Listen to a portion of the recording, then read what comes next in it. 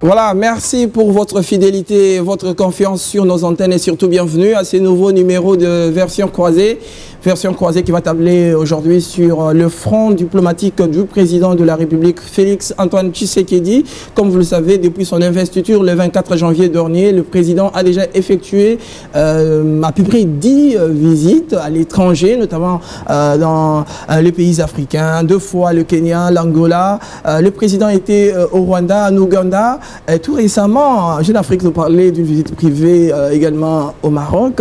Eh bien, c'est pour quelle finalité, au-delà de la représentation du pays au plus haut niveau de l'État? Parce que Félix Tshisekedi, ça marque depuis qu'il est là, ce qu'il est présent dans presque tous les sommets, en dehors de la représentativité au plus haut sommet. Quelle est la finalité de telle visite? Merci à vous deux d'avoir accepté de répondre à notre invitation. Merci. Alors, vous êtes Steve Kivuata, vous êtes porte-parole de la plateforme Lamuka, qui a porté la candidature de Martin Fayulu à l'élection présidentielle du 30 décembre.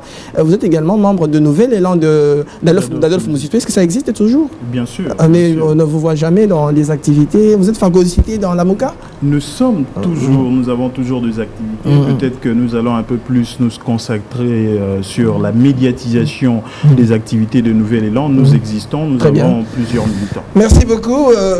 En face de vous, vous aurez Norbert Yamba Yamba. Il est cadre de l'Union pour la démocratie et le progrès social. Merci d'avoir répondu à notre invitation. Merci. Vous, le parti présidentiel, je pense principalement que nous allons beaucoup plus vous taquiner lors de cet échange. Et je commence d'ailleurs avec vous. Quelle est la finalité de ce différent voyage de Félix Tshisekedi? Avant même d'ailleurs de commencer cette émission, je lisais dans les réseaux sociaux les gens qui disent mais un voyage du président c'est à peu près 2 millions de dollars, mais c'est trop de voyages, 10, autant de millions.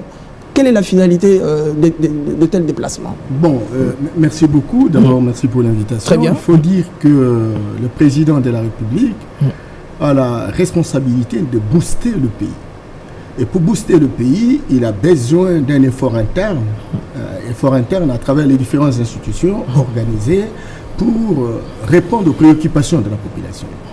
Il a besoin également de créer des synergies gagnantes avec d'autres pays qui chacun a une vocation, a des objectifs à suivre, etc. Et le président de la République est un panafricaniste. Il aurait souhaité, dans un premier temps, maintenant qu'il arrive, de comprendre un peu comment fonctionnent tous ces pays-là. D'analyser et d'examiner avec ce pays comment on peut mettre des passerelles de collaboration. J'allais dire un partenariat qui leur permette d'unir leurs efforts et de booster non seulement l'Afrique d'une manière générale, mais l'Afrique centrale dont le Congo reste la locomotive.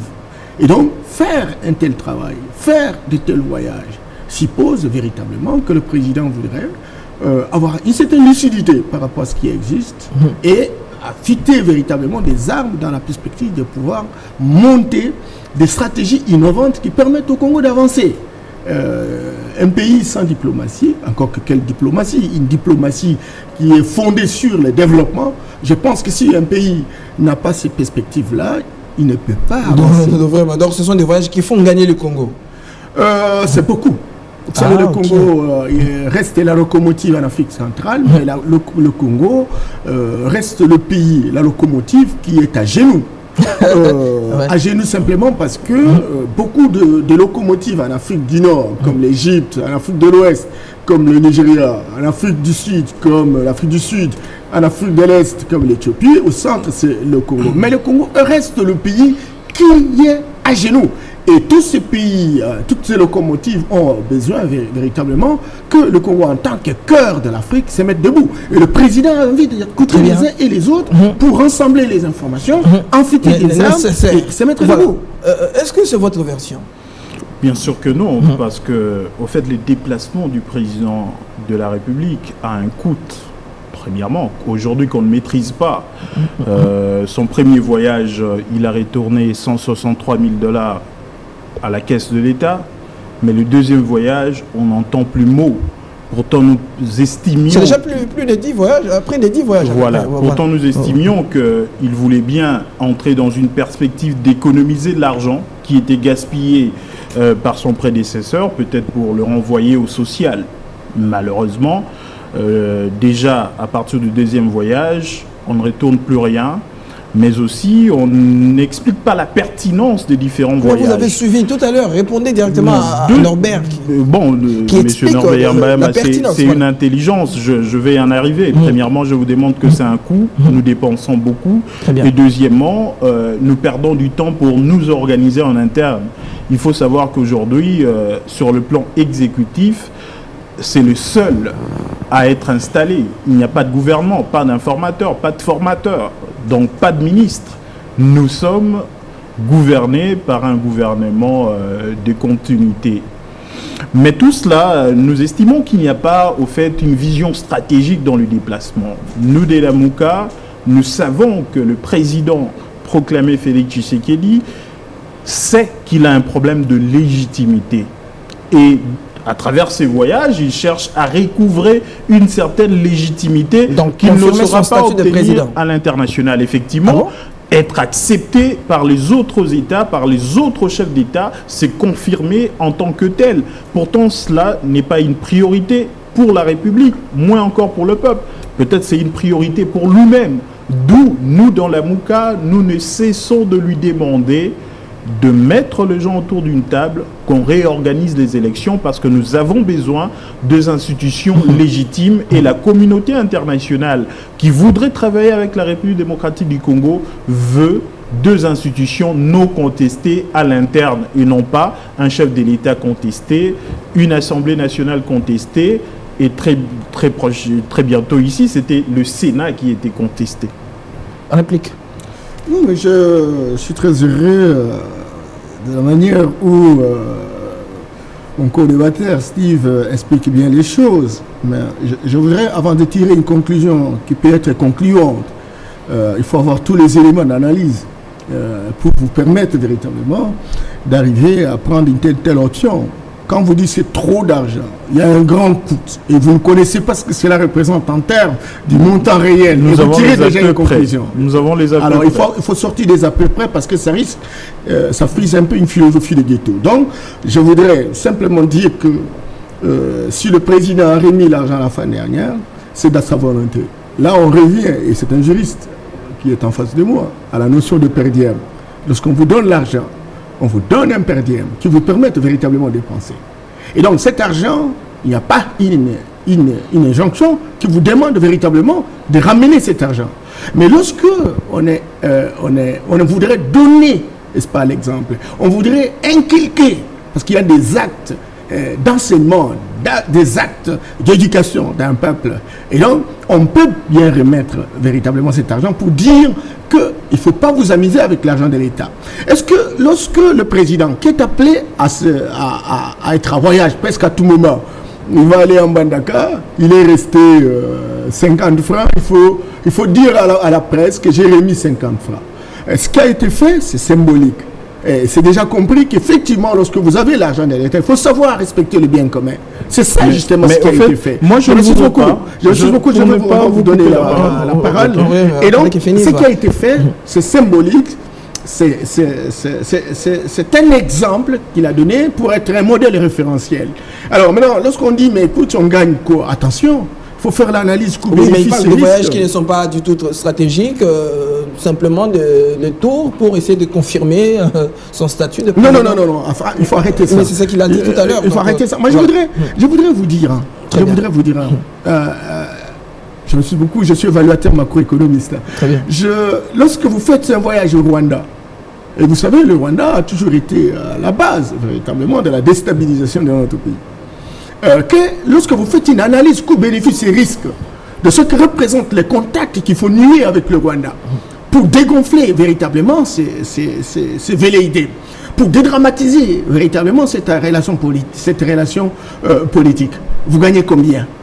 Lorsque vous êtes dans une situation de déstabilisation permanente, combien d'argent nous perdons à longueur de journée? Regardez, nous avons, et je disais tout à l'heure à Steve, nous avons les gaz dans le Kivu, le Rwanda exploite, et le Congo n'exploite pas.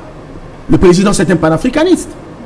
Alors maintenant, s'il a mis en place une usine, pourquoi on ne peut pas échanger aussi avec le Rwanda, justement pour monter un projet intégrateur ou fédérateur, parce qu'effectivement, nous sommes des voisins. On peut tous changer, on ne sait pas changer la géographie. Moutandis, pour l'Ouganda. Donc c'était nécessaire de faire ce genre de Aujourd'hui, déplacement. toute la problématique de la gestion de la forêt, beaucoup d'institutions en tout cas, sont à Nairobi, au Kenya. Et le président y va. Il faut discuter avec ça parce que le Congo-Kinshasa dispose de 155 millions d'hectares de forêt. Voilà. 38% de la forêt africaine. On ne gagne rien parce que c'est 0,7% en termes de contribution dans le produit intérieur brut. Il faut aller avec ces gens. Donc rien à voir avec la confirmation du statut du président. Écoutez, la confirmation d'une légitimité s'acquiert à l'intérieur de notre pays. Voilà. Et si c'était une question de légitimité, il aurait pu faire des voyages à travers le pays, Vous sentez que c'est quand même pertinent dégonfler le Rwanda, dégonfler le conflit, permettre à la RDC de profiter aussi, par exemple, de ces gaz, au-delà d'autant de richesses, en partage avec le pays voisin comme non, je ne voudrais pas effectivement apprendre à M. Norbert Yamba parce que je le connais assez outillé. Je sais bien qu'au niveau de chef de l'État, c'est là où se prennent des décisions.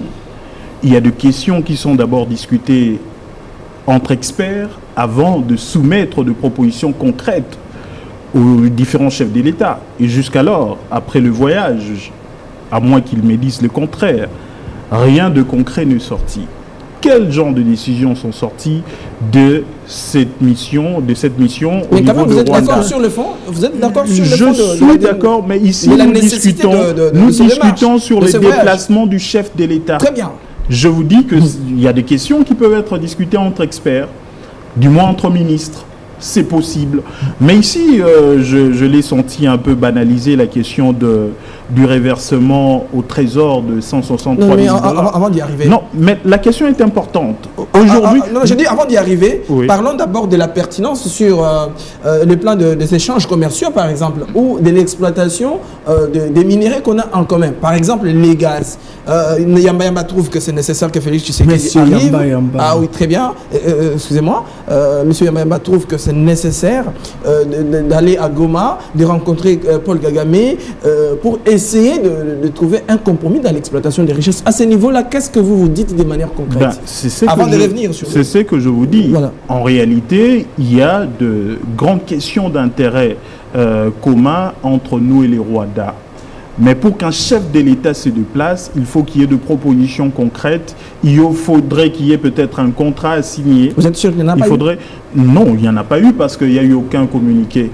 Au fait, de telles questions, ça ne se traite pas en dessous de table. Très bien. Donc il devait y avoir de communiqués. C'est ainsi que nous estimons que ces déplacements n'était pas basé sur ces genres de questions, c'était plutôt un rapprochement entre deux chefs d'État et surtout le président proclamé Félix Tshisekedi qui cherche de soutien aussi bien sur le plan sous-régional que régional pour asseoir son pouvoir. Mais je voudrais revenir sur la question, la question financière parce qu'elle est très importante. Très bien. La RDC est un pays en crise et un pays en crise ne se gère pas avec des actions de charme. Il a dit qu'il fallait démontrer une certaine exemplarité en remettant 163 000 $ une seule fois, mais les 9 autres voyages, rien n'est retourné. Pourtant, le frais de mission et le frais de représentation sont généralement bien déterminés en avance. Ce n'est pas le chef d'État qui dit « je vais au Rwanda, il faudra me donner cette fois-ci 10 000 $ et demain c'est 1 million de $. Non, c'est bien déterminé. Nous estimions qu'il allait effectivement faire des économies de manière générale parce que l'ancien chef d'État faisait des dépassements budgétaires, malgré ce qu'on lui accordait qui était exorbitant. C'était dans le plus de 400 millions de $, mais il faisait à chaque fois de dépassements. Nous estimions que le président proclamé actuel allait se dire « je vais faire une économie de 50% de ma dotation et le reste sera peut-être consacré au social ou à l'investissement ». C'est ce qui ne s'est pas fait. Donc, d'où c'était une simple action de charme et nous estimons que c'est inacceptable pour un pays qui est en crise. Et dans l'entretemps, nous disions qu'il y a des conférences qui sont plutôt techniques. Par exemple, au Kenya, nous avions senti qu'il a plus senti la priorité d'aller rencontrer Macron, d'où il n'a pas travaillé sérieusement sur le plan technique la question de l'environnement. Il n'a pas su bien nous représenter. Pourtant, à la place, il aurait pu envoyer le ministre de l'Environnement. Mais dans l'entretemps, à l'interne, nous n'avons ni informateur, ni formateur du gouvernement. Il y a une confusion totale. Même aux États-Unis, Aux États-Unis, on en parle. Je voulais parler d'une autre chose. Voilà. Même les Américains sanctionnent sévèrement un chef d'État qui tient plus compte de l'international que des questions internes. D'où nous estimons... Ah, c'est ça l'impression que vous avez, le président de la République est plus intéressé par l'international, c'est là où il se sent plus à l'aise. Parce qu'en interne, à l'interne, il ne se sent pas à l'aise. Toutes les institutions sont sous les bottes du FCC. Mais pour résoudre ces problèmes, c'est simple. Réorganisons les élections. Obtenons les institutions légitimes. Votre réplique, le chef de l'État ne serait pas à l'aise au pays et il est plus à l'aise à l'international. Au-delà de ce qu'il a déjà dit, votre réplique. Je voudrais Steve a besoin, a raison de formuler ces remarques. On en a besoin parce que la démocratie elle-même, c'est une gestion de contradictions. Mais je voudrais rappeler à Steve que pendant les 18 ans, du régime dont ils ont participé efficacement pendant 5 ans d'Iran, etc. Il n'y a jamais eu aucune fois que le président de la République ou le Premier ministre qui a connu, qui du reste véritablement son allié, etc., nous a donné, n'est-ce pas, un acte d'exemplarité, un acte de modèles référentiels. Ils ne sont pas au-delà, ils disent, mais maintenant, Tshisekedi a apporté sa marque, mais il doit continuer. Je me suis beaucoup, donc ils n'ont pas fait ça. Je suis très heureux, en fait, que cet exemple, qui n'était pas dans leur agenda, puisse faire véritablement l'objet de discussion. Quand cela ne tienne, je continue à insister que la dotation présidentielle, on ne va pas rendre compte chaque jour. On ne va pas rendre compte chaque jour. On a donné un signal fort. Et puis bon, pour le reste, je pense qu'on peut, il a estimé, et maintenant là ça s'est calculé sous base de frais réels. Je voudrais également dire que le Rwanda, le président a été invité là-bas, sous base de quoi? Mais il y a eu une activité internationale. C'est où? C'est pas le président qui a pris l'initiative, je vais aller voir le Kagame. Je m'excuse beaucoup, mais quand même que je termine, moi je ne vous dérange pas. Très bien. Et c'était une activité importante, et vous avez suivi. Ils étaient dans la logique d'identification des problèmes entre les pays qui constituent, qui opèrent dans une même géographie, et ils étaient également en train de voir quels sont les domaines pour lesquels on peut construire des synergies gagnantes. Et c'est comme ça que vous avez suivi le président lorsqu'il a parlé de l'électricité, il a parlé de l'eau, où le Congo-Kinshasa regorge plus de 53% de potentialités africaines. Et donc, ce n'était pas un voyage inutile. Bien au contraire, ça a permis véritablement il dit, mais il doit se faire représenter par le ministre. C'est ce qu'il dit. Attention. Et Steve sait qu'aujourd'hui, le gouvernement qui est en place, c'est un gouvernement fondamentalement des missionnaires, des gens qui ont fonctionné, n'est-ce pas, dans un réseau. Donc il faut résoudre ces problèmes. Je me suis beaucoup dans un réseau où les gens n'avaient pas le cœur dans l'ouvrage. Le président de la République ne peut pas se déplacer s'il n'a pas été invité. Parce qu'il les connaît bien. Il est dans les rouages. Lorsqu'on organise une conférence internationale, on sait bien qu'il y a un ministre. Et le ministre, on adresse véritablement, n'est-ce pas, une invitation au ministre lorsqu'il s'agit d'une thématique. Mais cette fois-ci, le président réussit, n'est-ce pas, l'invitation. C'est vrai qu'il devra se faire accompagner de son conseiller thématique, il peut aussi se faire accompagner du ministre, n'est-ce pas, du secteur, etc. Mais seul le président, lorsqu'il y a eu un panel, on n'a pas appelé le ministre. Justement, on a appelé le président de la République pour donner sa vision. Nous sommes en train de construire une sous-région. Nous sommes en train de construire une Afrique commune. Et on a besoin pour des pays qui ont des potentialités, etc. Je me suis beaucoup, je voudrais terminer avec l'Ouganda. Vous savez que l'Ouganda aujourd'hui exploite l'or. Et il faut aller à Kibali-Touré. Et vous allez trouver que la quantité d'or générée par Kibali-Touré arrive au Rwanda, arrive à l'Ouganda. Et l'Ouganda a mis en place une usine de raffinerie. De la même manière que le Rwanda a mis la raffinerie du cobalt. Ils sont là, ils étaient au pouvoir, etc. Et le président doit discuter de ces questions-là. Je voudrais terminer par rapport au voyage du Kenya. Il dit non, le président a fait mauvaise prestation. Non, mais écoute, je n'ai jamais entendu parler. Même le ministre de l'Environnement, dans notre pays, en tout cas, je n'ai jamais su la vision. Je n'ai jamais entendu la vision. Et généralement, les programmes qu'on nous a présentés sont des programmes très faibles. Je le dis parce que j'ai Donc, pour vous, le président a quand même bien représenté le pays. Le président de la République, c'est un spécialiste de non-spécialisation. Très bien. C'est-à-dire quelqu'un qui n'est pas sectariste. Il y a des gens, lorsqu'ils parlent économie, ils restent en économie. En dehors de l'économie, ils ne voient rien autre chose. Mais le président, il touche l'environnement, il touche les problématiques qui véritablement intéressent notre société, etc. Il faut savoir saluer cela. En peu de temps, quelqu'un arrive, il maîtrise les rouages, il maîtrise le mécanisme, et vous dites non, c'est piètre intervention. Non, très bien, mais il est plus à l'aise à l'international qu'au Congo, parce que ici, ça serait sous le contrôle du FCC, vous avez dit. Non, contrôle du FCC en fonction de quoi? En fonction de quoi? Il n'y a pas encore eu un gouvernement. Et nous sommes dans une logique. Vous savez qu'il est juriste. L'article 169 de notre Constitution pousse à une sorte de coalition. Et le président de la République reste le top manager. Très bien. Et donc, le FCC est là. Et l'article 169, le FCC est là. Le FCC est là. Le FCC est là. Et le FCC, c'est ce qu'il a fait.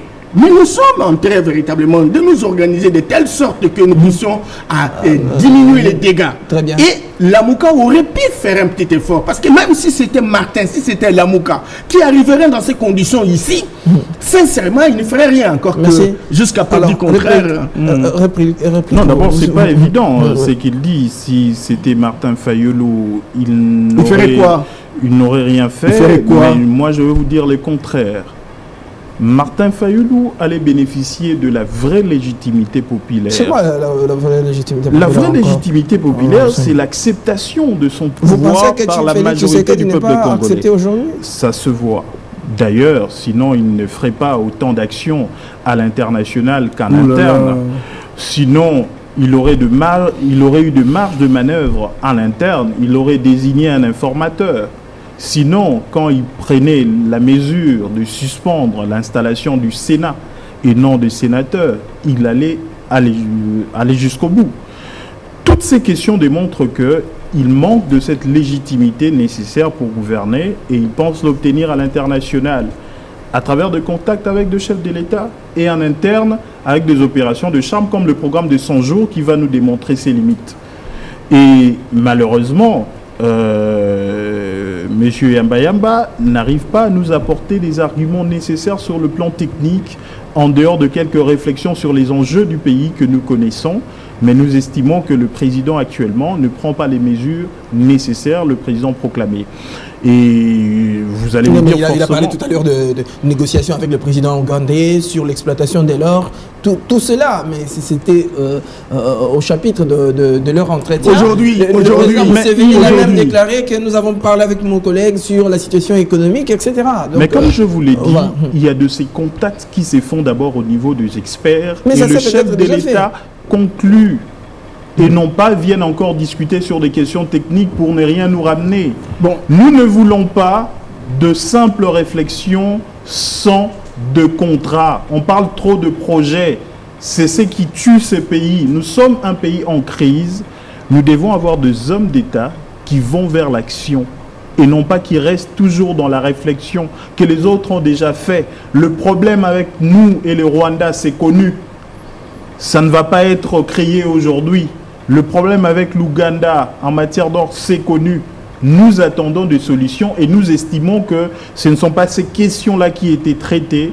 Ce sont des questions d'ordre purement politique, des questions d'ordre purement électoral, parce que qu'on le veuille ou non, quand l'Église catholique parle sur le plan international, quand Dr Denis Mukwege parle sur le plan international qu'il y a un sérieux problème du système politique en RDC, qu'il y a eu de sérieux problèmes de grande fraude électorale et que Martin Fayulu... Est-ce que vous n'avez pas l'impression que c'est au niveau de personnalité que ces déclarations-là résident? Parce que là, on voit au niveau du pays que la situation est pratiquement normale.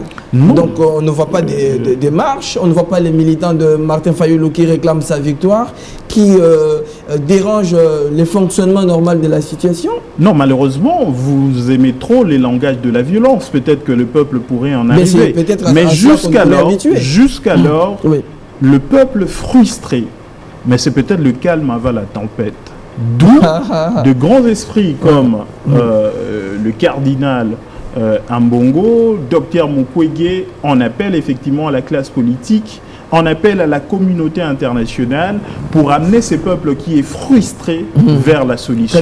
Et la solution aujourd'hui, c'est la réorganisation des élections dans un bref délai pour nous éviter un président qui recherche sa légitimité. On échange là-dessus. On essaie un peu d'avancer dans les sujets. Le président est attendu aux États-Unis d'Amérique sur invitation du département d'État américain. Steve Kivota a insisté tout à l'heure sur le fait que de telles rencontres, d'abord ce sont les experts qui analysent, et puis après il y a signature de contrats, sortie de communiqués qui annoncent un certain nombre d'intérêts pour le pays. Est-ce que c'est le cas pour le voyage des États-Unis? Quelle est aussi la pertinence de ces voyages trop critiqués? Les gens disent ben, c'est le président de la République, il devrait être invité par son homologue américain au lieu que ce soit le département américain. Vous savez, au grand mot, grand remède. Très bien.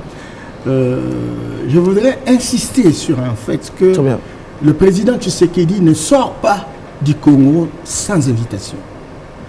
Et la sortie d'un président de la République est revêtie d'un travail technique qui a été réalisé par les experts, tant qu'il en assume pleinement le leadership. Très bien. C'est-à-dire ce qu'il a dit. Il n'a jamais été dans des institutions environnementales. Mais il a parlé des choses concrètes. C'est que très clairement, il y a eu un dossier technique qui lui a été soumis en bonne et due forme. Et donc, les experts sont des personnes cachées qui travaillent au service du chef de l'État. Mais et je vous informe. Lui veut de communiquer des experts. Voilà. Non, de conclusions. Je m'excuse beaucoup. Je m'excuse beaucoup. Il y a eu un atelier, une rencontre internationale. Et dans cette rencontre internationale, chacun a joué sa partition. Et chacun a identifié de quoi il est capable de contribuer. Il y a des chefs de l'État qui ont été représentés. Il faut bien souligner. Et on n'a pas besoin de dire que nous avons signé, nous avons fait ceci, etc. L'idée, en fait, c'est qu'il faut publiciter le pays. Ça veut dire quoi? Ça veut dire, en fait, que ce sont des occasions qu'il faut profiter au maximum pour dire, voilà, nous avons telle ou telle potentialité qui peut être avec nous pour que nous puissions véritablement construire un partenariat stratégique. Ça, ce sont des occasions. Il va aux États-Unis. Le président est accompagné d'un échantillon d'entrepreneurs. Et il est là, il a un dossier technique, il a la géographie de notre pays, il a les potentialités de notre pays localisées dans tel ou tel endroit. Et quand il va aux États-Unis, il n'a pas besoin d'être auréolé d'un précis, d'être récit par son homologue. Il a besoin de faire entendre la voix du Congo et du Congolais pour dire, nous avons telle potentialité. Vous les Américains, vous êtes une puissance, vous avez des moyens, etc. Voilà l'occasion, les opportunités qui vous ont offertes. On en a besoin. On en a besoin. Mais ce n'est pas pour aller demander la légitimité, c'est pas aux États-Unis au président Trump. La légitimité, nous savons que c'est au Congo qu'on puisse l'acquérir. Et c'est comme ça que les Américains nous ont reconnus. Lorsque la CNI a proclamé Félix Tshisekedi, la Cour constitutionnelle s'est prononcée par rapport à cela, etc. On va chercher quoi encore? Alors maintenant, on dit non, mais écoute, il n'y a pas de légitimité. Bon, c'est un juriste. Je concède, ça c'est évident, mais j'aurais aimé, pas qu'il m'explique un peu ce que c'est une légitimité. Première chose. Deuxième chose, et puis cette histoire de dire non, la Mouka a gagné, etc. Au moment déjà, nous avons discuté en disant que la Mouka, même la CNCO, pour laquelle moi j'ai beaucoup de respect et de considération pour le travail abattu pendant des années dans mon pays, et nous devons du respect, etc., n'a jamais démontré quel a été son taux de couverture géographique pour avoir un résultat qui lui permet de tirer des conclusions concluantes. Il n'y a jamais été question. La Mouka lui-même a été, c'est un juriste, ils étaient à la Cour constitutionnelle incapables de présenter ce qu'ils avaient comme preuve pour démontrer effectivement qu'ils ont gagné. Troisième chose, ils sont incapables de mobiliser notre peuple pour dire, écoutez, voilà ce que nous réclamons pour telle ou telle condition. Rien du tout. Alors maintenant, on va faire des incantations autour de la légitimité, comme pour dire qu'ils sont soutenus par la population, sans avoir fait le référendum, sans avoir fait un sondage pour démontrer qu'effectivement, le peuple est derrière lui. Je ne sais pas pourquoi, malheureusement, M. Norbert Yamba a fait une lecture assez partielle et, je dirais, avec beaucoup de courtoisie, plutôt biaisée. Parce que quand on parle des États-Unis, il s'agit de cet État qui vient à peine de sanctionner le président de la CENI et des autres institutions liées au processus électoral. Il s'agit de cet État qui a pris acte, non pas félicité, le président proclamé Félix Tshisekedi et lui a demandé de lutter contre la corruption. En réalité, à travers ces s'il vous actes... plaît, les États-Unis disent qu'ils soutiennent le président dans sa démarche de lutte contre la corruption. Effectivement. Le communiqué de l'ambassadeur. Oui, c'est beaucoup plus clair. Ils le soutiennent et lui demandent de continuer effectivement à lutter contre la corruption. Ils vont l'accompagner. En réalité, le message qui est lancé, c'est quoi? C'est que ils veulent lui démontrer qu'ils savent comment est-ce qu'il a été élu, mais aujourd'hui, la communauté internationale voudrait travailler de plus en plus avec la République démocratique du Congo. Par conséquent, il faut soigner un climat des affaires, mais aussi il faudrait lutter contre la corruption. Mais ça passe de manière subliminale par la légitimité des institutions. Aujourd'hui, il est reconnu au niveau de la communauté internationale qu'il se pose ces problèmes de légitimité du chef de l'État, aussi bien en interne qu'en international. Mais il a eu à parler encore d'une autre question sur la question de la légitimité du chef de l'État et surtout de la question de la CENI, la SENCO plutôt, qui dit avoir de preuves sur l'élection de Martin Fayulu au lieu de Félix Tshisekedi. Eh bien, le taux de pénétration, je ne voudrais pas, encore une fois de plus, faire injure à ses connaissances, que je connais assez grandes, l'Église catholique est disséminée partout. Pour que l'Église catholique puisse avoir de preuves, il ne faudrait pas nécessairement passer par les observateurs qui étaient à plus ou moins 40 000. Donc, avec quelques...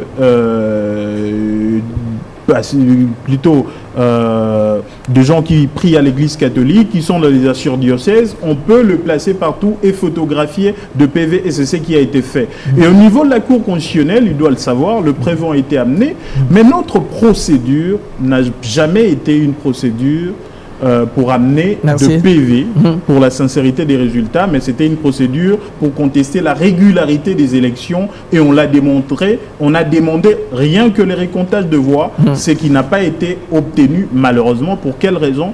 Peut-être que les États-Unis en connaissent un peu plus. Ah, vous disiez, je lisais dans les réseaux sociaux avant que vous ne puissiez venir ici, que vous avez, déclaré que les États-Unis vont rétablir la vérité des urnes à travers une potentielle rencontre entre le président de la République et Martin Fayulu. Non, je ne crois pas avoir dit ça. Oui. J'estime qu'aujourd'hui, aussi bien le peuple congolais que la communauté internationale, nous recherchons des institutions légitimes qui pourraient résoudre le problème des Congolais.